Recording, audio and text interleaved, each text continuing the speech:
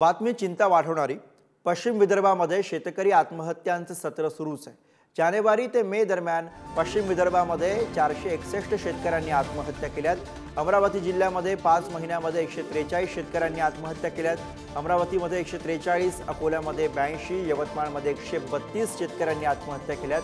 तर बुलढाण्यामध्ये 83 शेतकऱ्यांनी आत्महत्या केल्यात। वाशिम जिल्ह्यामध्ये 21 शेतकऱ्यांनी आपलं जीवन संपवलं। अमरावती विभागीय आयुक्त कार्यालयाकडून शेतकरी आत्महत्यांची ही आकडेवारी जाहीर करण्यात आली आहे। नैसर्गिक आपत्ती, अवकाळी पाऊस आणि नापिकीने शेतकऱ्यांची ही आत्महत्या समोर येते।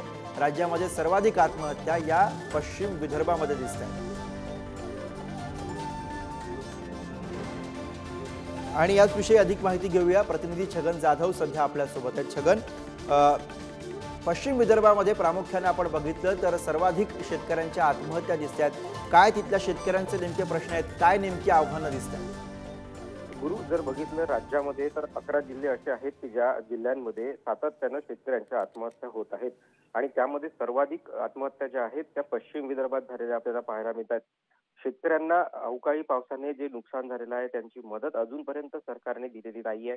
यासोबतच पीक विमा दिलेला नाहीये आणि अशातूनच शेतकरी नैराश्याकडे जातो आहे, कारण हातातोंडाशी आलेला शेतकऱ्यांचा घास हा हिरावून नैसर्गिक आपत्तीमुळे जातो आणि त्यामुळे शेतकऱ्यांना नाईलाजाने आत्महत्येकडे पाऊल उचलावे लागते।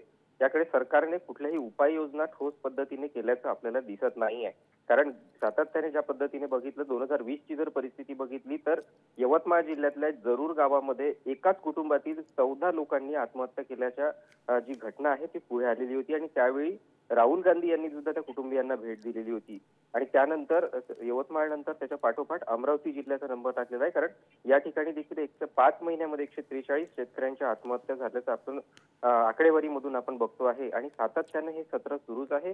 आकडेवारी ही वाढते आहे, मात्र सरकारच्या उपाययोजना शेतकऱ्यांना सक्षम करण्यासाठीच्या उपाययोजना सपशेल ठरताना या ठिकाणी दिसत आहेत। गुरु, बरोबर, चिंता वाढवणारी ही आकडेवारी समोर येते। धन्यवाद छगन या सगळ्या सविस्तर माहितीसाठी।